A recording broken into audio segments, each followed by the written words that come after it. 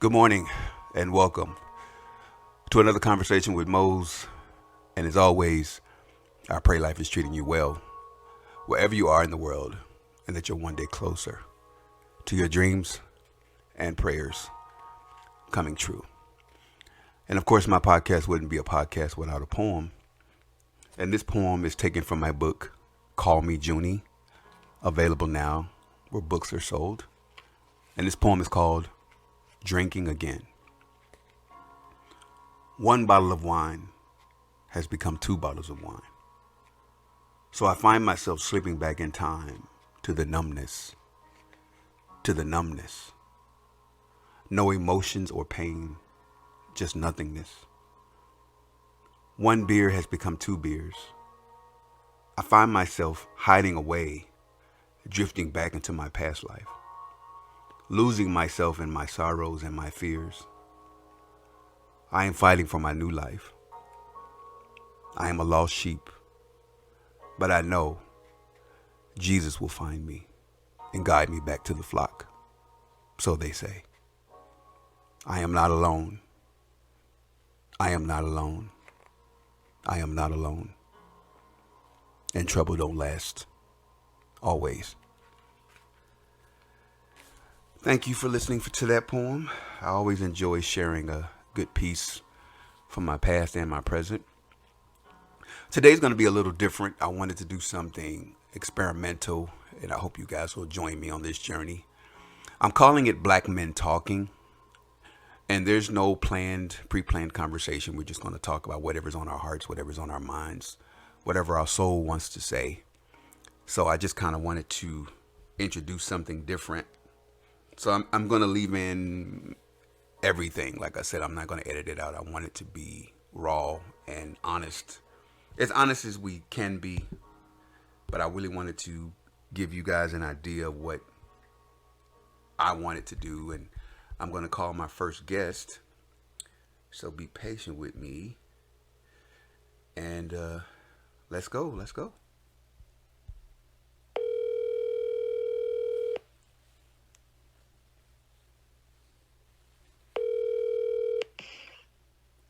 Hey, Mose. Hey, good morning. Is this Mark Johnson? Yes, it is. How are you? I'm good. How about you? I'm Uh, good. Good uh, morning, today. oh, cool. Well, I wanted to just let you know that I let my audience know that this is an experimental black men talking, no pre-planned conversation, just honest, whatever we want to discuss, whatever's on our hearts, on our minds, on our whatever our soul wants to say. So I really didn't have an agenda purposely. I mean, I have my own thoughts, but I wanted to first wanted you to introduce yourself, and then also what I guess what's on your mind, what's really in your space right now, whatever you're comfortable sharing. Yeah. Well, honestly, I've been having some issues online with people who like to share their opinions on like certain posts, and then you know how you read the comment section, and someone will say something about someone who says something about the post, but then that person gets offended when they just made their own opinion about someone else, but they can't handle an opinion about them. So, like I got bullied for the first time by a grown man What? who couldn't formulate any words to say anything other than insults, and it was funny at first, but then it just kind of got sad to see that the schoolyard bullying is still alive, What? even online. Well, can you give me an example? Like, I mean, honestly, and the reason I say that because I've never been bullied, and I have my thoughts. I mean, on that. I mean, when people do it, but I kind of can you like give me the scenario so I can kind of picture it. So the post was a man talking to a group of women, and the man says out loud, "My daddy told me if a woman is 32 years old, has no children, is not married, something is wrong with her." And a woman stood up and kindly responded, "Tell your daddy that if a woman is 32, not married, don't have kids means she might have goals. She might be in school. She might be working, and she might be working on getting her car in her own house. And the guy who responded on the comment section, his comment said she probably wouldn't give him 2 minutes to say anything because she won't shut up. And it kind of pissed me off because she's responding to a man who has a platform. Right. And he got upset with what this woman said versus what this man's daddy told him years ago that Right. he's still thinking about. So all I said was, your comment is moot, MOOT. There's no standing. There's no argument. And his first comment is Bati.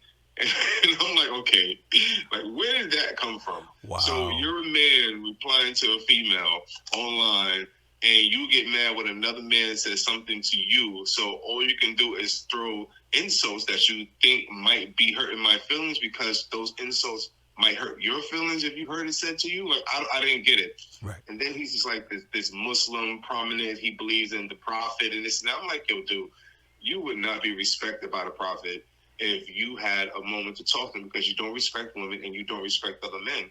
And you're living in your own fantasy world. So, and he just kept throwing insults. And every insult he threw, I let him know it was a reflection of his dumb ass. So, wow. Honestly, I have my thoughts about not just him because there are other people that do it, celebrities who shall remain nameless. And I get that people have platforms, and I get that people aren't going to agree on everything. And my issue with it is, like you said, people get in their feelings. And like, for example, the thing with Anita Baker and I don't normally talk about celebrity, but this was kind of a thing that kind of rubbed me the wrong way, is I felt like Anita Baker was getting bullied. She said, according to her, she was getting bullied by her Babyface's fans. Now, if it was the Beehive, Beyonce's fans, I probably would say, okay, I'll give you that. But even Janet, but Babyface fans was bullying you, really? I mean, no disrespect to Babyface or Anita Baker, and I know Anita Baker has a reputation for being difficult or whatever. I'm not coming at her character, but to me, it's kind of like what you saying. I don't really get how could these people get to you unless they have your address and saying, Anita, we coming for you. I don't understand how she was offended. Now, if anything, to me, I feel like she made it worse by taking Babyface off the tour, but I just kind of feel like that could have been handled offline. And just like with this guy, I mean, I feel like if he had an issue with you, he could have just inboxed you and said, hey, man, blah, blah, blah. But that part I'm troubled with because I don't understand. How are you going to argue with somebody online? And like you said, it has no clear standing because to me, that's just weird to me. I mean, I'm not trying to belittle people for, having their platforms online. Like even my platform, you don't have to agree with it. I mean, you don't have to like it. You don't have to understand it. And I just don't, I don't know. Go ahead. Even in the gentleman's case on online harassing me, like there was no need for it. Like there was nothing that I said that would lead him to want to insult me in person. So like if he was in person with a group of people, he would not have done that. Right. Like some people feel so empowered and powerful behind the internet that it forces them to not be themselves when they're online. And he wasn't being himself because he would not have said that to me in person. He wouldn't have said that to anyone in person. He wouldn't have said that to that lady in person. So it's like, don't speak out of term online when you won't speak out of term like that in real life. Do you think the internet now has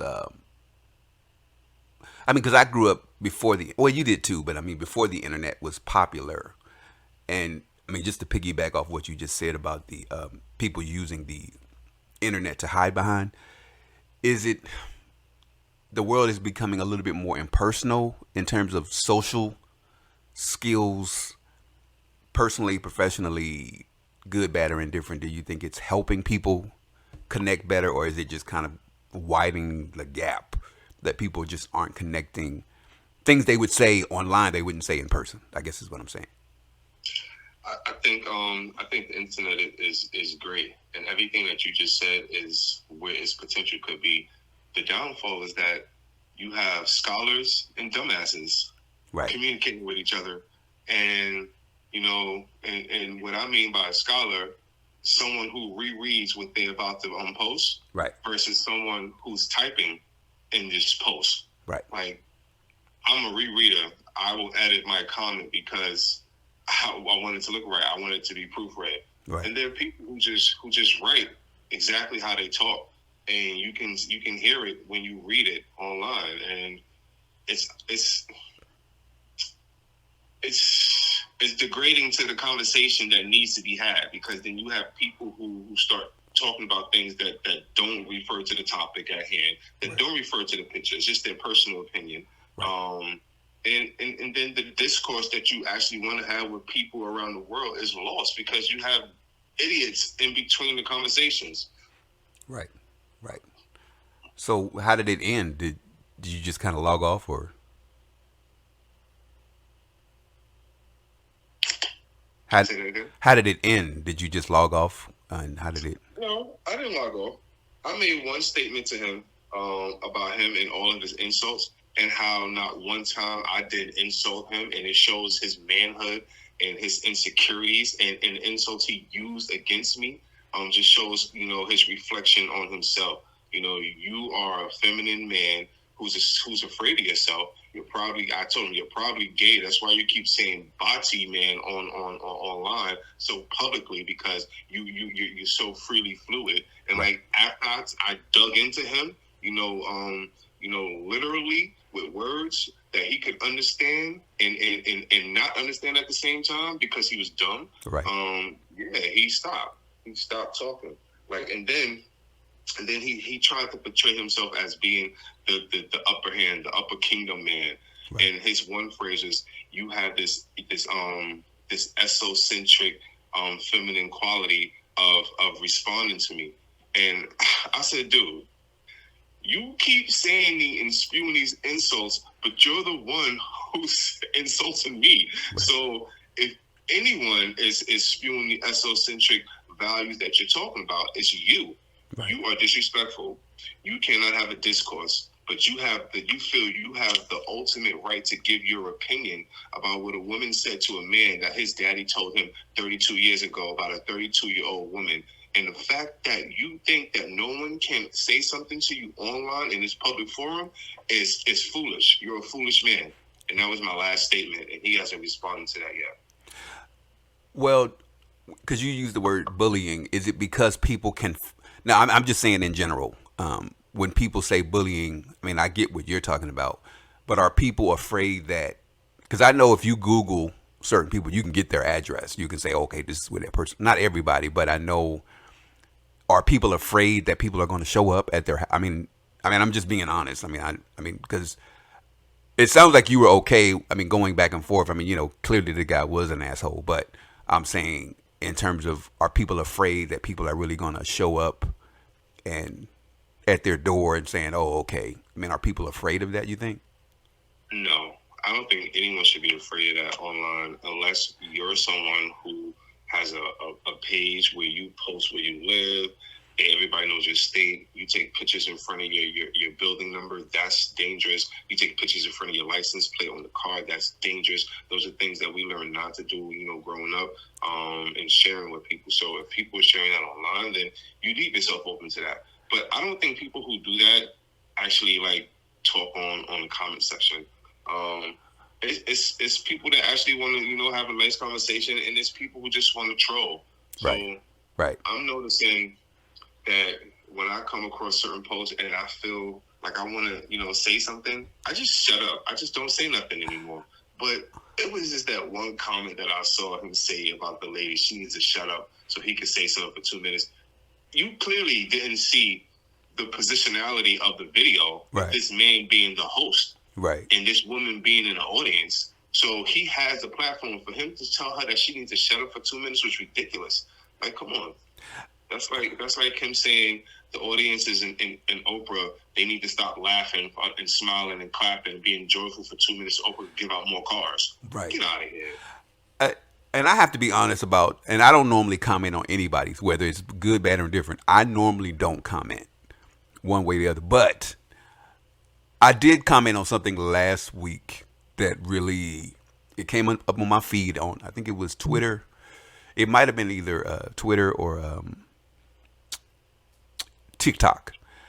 But I think it might have even been Instagram. But there was a man, an older gentleman, a Caucasian guy, and he was going back and forth.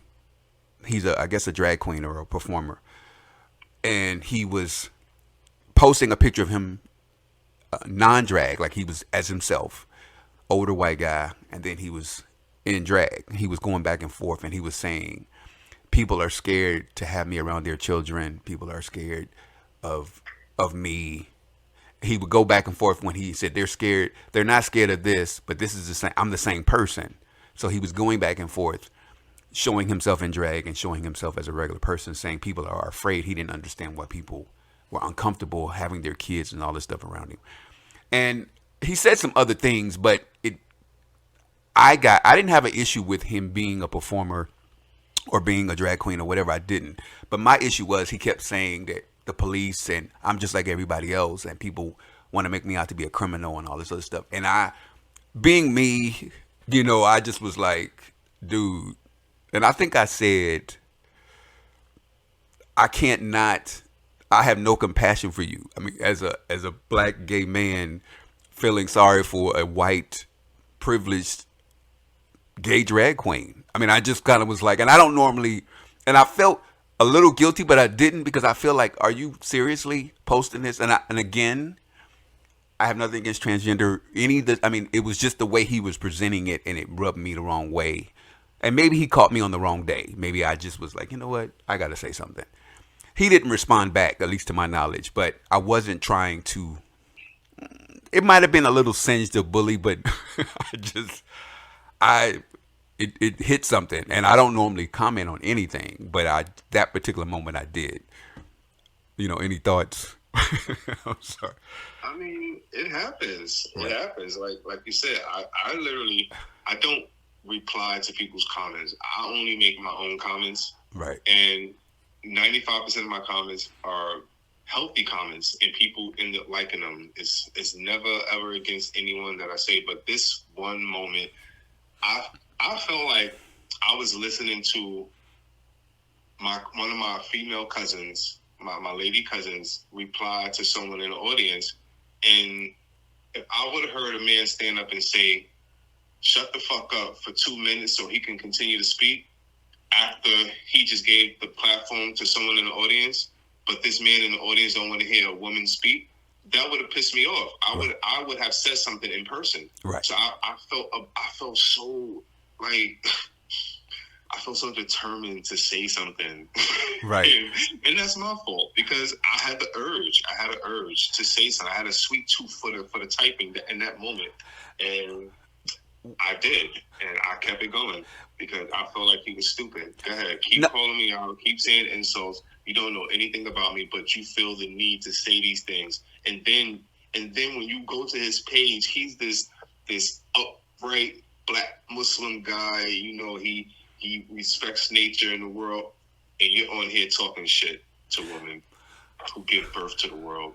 Crazy. And the thing is, Mark, I'm still, because I'm from the old school. I'm used to meeting people in real life. I'm used to, and like you said, I would have did the same thing if I was in a room, in a meeting with people in it.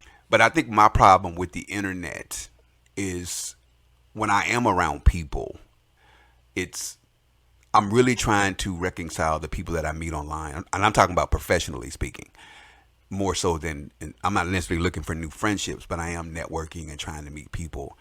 I don't really believe people, because I don't really have a deceptive, like, who I am is who I say I am online. People are, I think, pleasantly surprised, but the internet has really got me twisted. I honestly don't, I don't, like you said, I don't mind commenting on stuff, but it really, promoting myself and engaging with people online. Like you said, I think there are scholars, really intelligent people that know how to debate. They know how to agree to disagree. I don't mind that. But when you do get people that, like, for example, I write about God and spirituality in my poetry. And I've had people say to me, women in particular, that'll say, "How can you love God and write about God and be gay? Like, how does that work?" And I don't get offended by the question. I really think it's kind of a ignorant question, but I always respond with, you know, your sin is no greater or lesser than mine. I mean, if you want to go there. But I think people have this idea of, because people are posting images of their life, snapshots of their life, that they have some kind of insight on who that person is. And maybe we all do it. I guess I'm just kind of one of those people that I like to look at people's whole picture than assume I know everything about them. And like you said, I would never comment on anybody. I would never say, "Oh, this person is this." We all judge people, but I don't comment. I don't say. I may have my own thoughts about how people look or have, like, for example, I think everything is sexualized. Like, that bothers me. Like, I there's a difference between being sexy, which I have no issue with, but I don't like everything being sexualized to where it's like, I it just makes me cringe to see certain things on Twitter where people's families and stuff. I don't want to see, dick and ass on my feed. I feel like there's places for that, but I know people are going to be people. Like, what are your thoughts on that? I mean, in terms of, if you understand what I'm saying. Well, since I pay attention to my feeds, I started seeing, people who like things like that, because sometimes you don't have to be a part of those those threads to see them. Right. It just has to be a person that you're friends with or someone else's pick that you like, and then it generates. So I literally just started deleting people. Right. Right. My Twitter page is for, I only have one family member and one friend on my Twitter. And that one is hard to not see, naked bodies or bulges and whatever is on there. Right. But that's probably the only the social media that I really have to worry about is my Instagram. But my Twitter, maybe because like you said, if I delete one, it seems like something else comes up. But I was going to ask you, the people that you have as your followers, like you said, you were very specific about who's on your page. Is that Exactly. really important? Who gets a front row seat to your Yes. life? Is that? Yes, definitely. Especially for the things that you see in your immediate feed. So, like, the people who you're connected to is what you're going to see. The Right. more, so the more drag queens you have on your list, the more events you're going to see in your neighborhood. Right. The more people who involve themselves in stocks and bonds and life insurance and all that stuff, you're going to see their posts and their suggestions. The people who do real estate like that, I like to see that in the morning. I want to see information that I could think about all day and be like, damn, maybe I can do that. Right. Right. Instead of last year when I wake up to see dick and ass. Right. And Right. everywhere. Right. It's like, oh my God, everyone's having sex on Twitter. And why am I always so horny? Because I'm having sex on Twitter every morning. Right. But let me ask you. So, well, just backing up a little bit. When you say, like you said, certain family members, is it important that, I'm talking about in terms of your posts, like when you post something every now and again, that, like I said, because I'm debating on. I feel like when you're posting stuff for any Facebook, anything, you're giving people a front row seat to your life, and because I'm actually trying to weed out people, because even I feel obligated, because if I delete a family member, they're going to take it personally, blah blah blah. But how is it important that people don't have access to you? I mean, because you're, like I said, you're very specific about who's, like, who these people, like you just said specifically, I got one this person, I got one that person. Is that on purpose? Well, for Twitter, it was on purpose because I don't know many of my family members their Twitter, and I was never really a tweeter. I actually was against Twitter when it first came out. I would only use Facebook because I only wanted to talk to family. Right. Facebook was number one for me because it started when I was in college, and then like now it's just a family oriented social media. But Right. then when I expanded out and I did Twitter, I started following celebrities. Then that got boring, cut them off.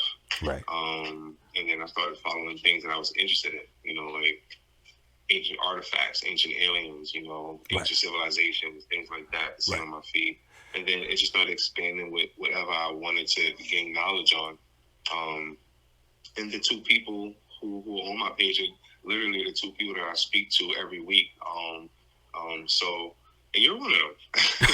Oh, I appreciate that. You're a family member. But, I appreciate that. and then my girl Valerie, she's the other person. She's my friend and slash former coworker. So yeah, it was. She put me on because she was the Twitter girl because she would get like the free movies and win these sweepstakes. And when she got me on, and I started winning stuff. So I just stayed with Twitter. Right. I got my first little chain from some jewelry shop. I just won a festival, but they're trying to get me to use my credit card. Nope, not doing it. If it's a free ticket, it's a free ticket. You don't need my credit card, okay? Right. But other than that, I think that you don't really have to cut off family members. You just have to limit your responses to them and not worry about them. Just let them sit in the background. Even if they do get access to the information, think of them as being in the background. They are in the nosebleed section at the stadium. And they can still see it. They're there, but they're in the nosebleeds. And honestly, I mean, real transparency. I really do have a hard time with the internet, and I get a lot of anxiety from because I have so many balls in the air, no pun intended, with the podcast show, my store, all things Moetic, the books, and my YouTube page, and I'm reluctant. I used to do videos where people actually saw me, but now I'm going to slowly get back into because I feel like I'm being forced because people want to see me do my thing, and I just hadn't been really in the space where I wanted to record myself visually, but eventually I will get back to it. But my point is, I feel like I'm not getting the support and on all those avenues because I work really, really hard, and it does. There's some days it really bothers me. I don't Like, want to cut you off, but I'm sorry, my black pussy is in her pants scratching right now. what? Are you talking about? Excuse me, sir. She gets really loud. Okay. Excuse me. What? I mean, can you? Are you talking about your cat? Yeah. Oh, okay, okay. Because I'm like, that's not okay. That's not what you know. What I mean, he has a cat. He just let's clarify the fact that he has a cat in his possession. So, I just wanted to make sure I understood what you were saying. So, what is he doing now? She's scratching in her pen. Okay. But she's done. Okay. Okay. Yeah. For some reason, she loves doing that when I get on the phone. Okay. I am her sister. Okay. But there's two of them, so you might see number two. You might hear number two go and do number two. Right. But I just have to let you know, all the scratching, it's not Candyman coming through the walls. Right. It is Okay. black Gucci. Okay. All right. I get you. Now, any thoughts? Well, let me just finish this. I mean, my last part of the thought is just the fact that I feel like the internet has caused me a lot of anxiety simply because I feel like I'm not getting the support that I'm putting out. But I'm getting better at just happy with the people that are listening and that are responding to me. But I always just want more, and I know that's just something that you just kind of have to build your way up to. And I feel like I hate people saying, "Oh, Moses is getting hated on. He's being and maybe I am. I just don't understand that because I don't really hate on people, so I don't really understand that whole logic. But because you seem very casual. A lot of people are very casual about the internet, and I feel like I'm on it all the time, mostly for work, and very rarely. That's just it. You said it.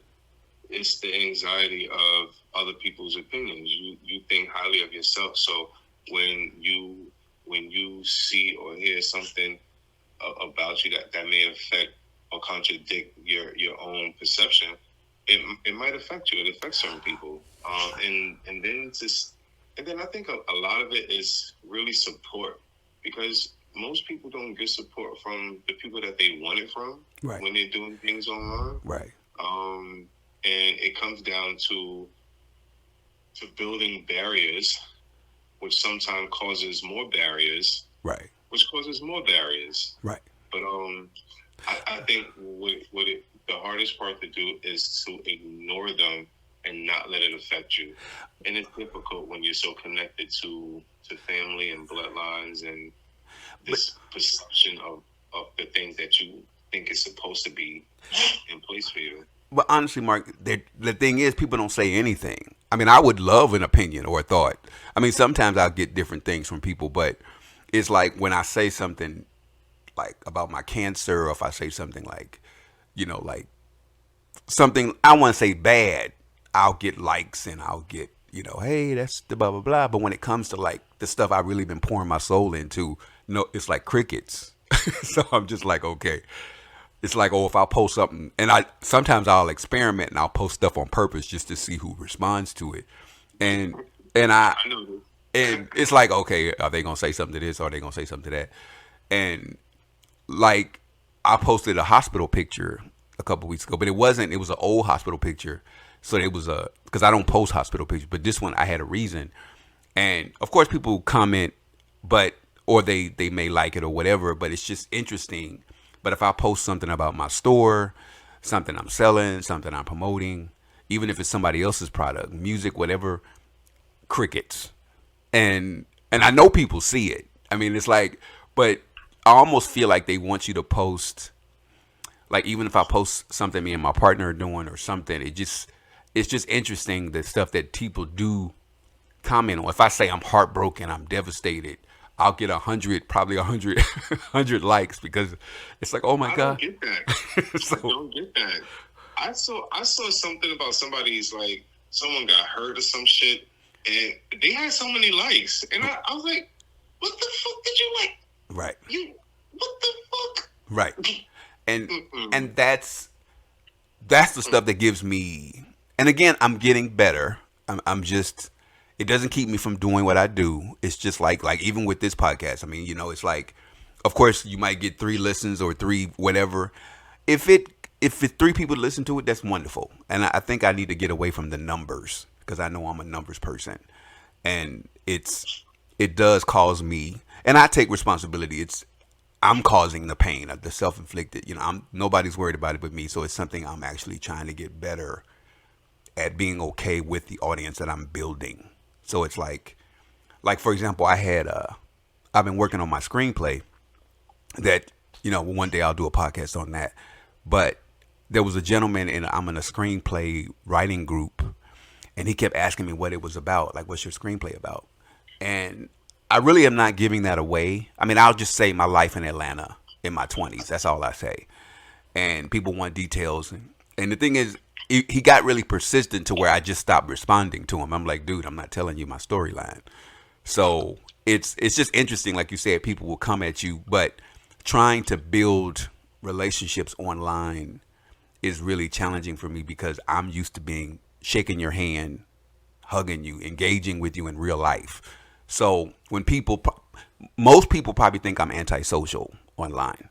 And that's probably true, because I truly don't socialize. I mean, I say congratulations, how you doing? I don't really ask people about their personal lives. I really don't invade people's spaces like that, because I don't want you to do it to me. But I know people want you they want to socialize with you, but I just don't. It's just so impersonal to me. I just don't. And I'm learning how to do it, because I think opportunities and things have probably passed me by because I'm not engaging with people online the way I should be. And then the people that I like, for example, there was a movie, I don't know if you saw it, it's called Flaming Hot, and it's on Hulu, and it's about. No, not yet. Have you heard about it? I saw advertising for it. First of all, Eva Longoria directed it, and she was on Sherry's show last week. And when I tell you, I loved that movie. It was so good. I was like, and I never, honestly, and that's a whole nother conversation about Hispanic culture and, my experience with Hispanic culture. But it was a lot of things that I experienced recently. So watching the movie was so interesting to me because certain things I was familiar with because of my recent experiences with Hispanic culture. But the movie was so written so well, and the fact that she's Mexican, it took a Mexican to do a Mexican movie to me. A white person or Caucasian person, not even a black person, could have did it the way she did it. But I emailed her, I tweeted her, and I don't know if she responded or not. But I just told her everything I told you. I thought it was a wonderful, well written, heartwarming movie from a Hispanic perspective, and I learned things about Hispanics that I was like, wow, they get treated just like black people. But it was just interesting how she put a lot of stereotypes in there, and but to show that Mexicans have more than the stereotypes. They're not just blah blah blah, and it was good to see how she put that together in such a positive light that I had to comment on it, especially now that I'm learning how to, and I would want my screenplay to feel the same way. Now that I did, I'll socialize that way. I'll say, hey, that's awesome. I love that movie. You did a good job, blah, blah, blah. Whether she says anything to me or not. But that's about the extent of how I socialize, if that makes sense. But commenting on people's babies or commenting on somebody ugly or fat or whatever, I don't really do that. So, and I think people think I'm antisocial, but I just, maybe that's the long way of me saying that. But I know I get accused of being antisocial. Yeah, I agree. So it sounds like you stick to like what your expertise and your passions are. Like I mostly comment on social issues because I'm a social worker, and right. There's certain things that I feel that I might know or learn about that some people are not addressing, and if they address them, then certain comments wouldn't be made. So I feel an obligation to speak up certain times, especially when people are being. I mean, you know what? I guess it would have been different if that lady had made a comment in the section, right? And then the guy responded to her, but it was a video, so I feel like I'm a little bit guilty of the back and forth. But even so, yeah, sometimes social justice is needed, and that's what I'm here for. So, do you think it's? And it was something even in the movie, because I'm waiting for my ship to come in, I guess, so to speak. Should I just keep being consistent and just keep being myself, I guess, is at the end of the day? Should I just keep doing what I'm doing and just, like you young people say, putting it into the universe and just kind of letting it happen on its own and not focus on what's not happening and just continue to do what I'm doing? I think, yes, that's correct. That is one of the things that you need to continue to do, because if you don't do it, then you're not putting yourself out there. And you have to continue exposing yourself, working towards what you want, and manifesting. You can only manifest if you do.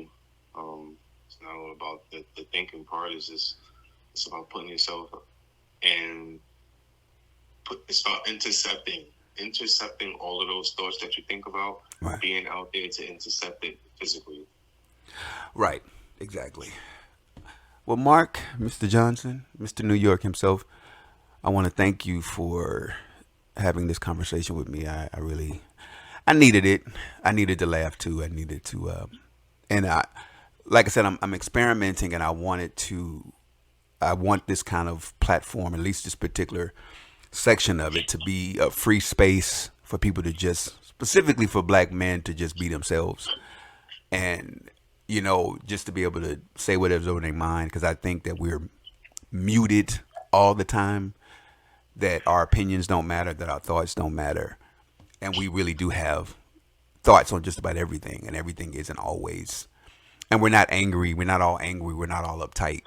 And I think if people can just breathe, like, then I feel like I've done something. So, but I definitely want to continue this conversation again another time. And I definitely appreciate you being the first guest on my Black Men Talking on A Conversation with Mose. So, you have any plans for the rest of the day? Oh, yeah, it's Saturday. Good morning, and I'm about to have me a cocktail. Some tequila. Yeah. Right. A nice homemade. We're gonna call this one a Roberts. Okay. Is tequila gold and orange juice. All right. All right. Don't hurt nobody. All right. All right, man. You have a good day. All right. You too. All right. Good Talk. talking to you. All right. You too. All right. Bye. And again, I just want to thank everybody who took the time out to listen. Just trying something a little different on this Saturday afternoon. And as always, I pray life is treating you well wherever you are in the world and that you're one day closer to your dreams and prayers coming true. Thank you for listening.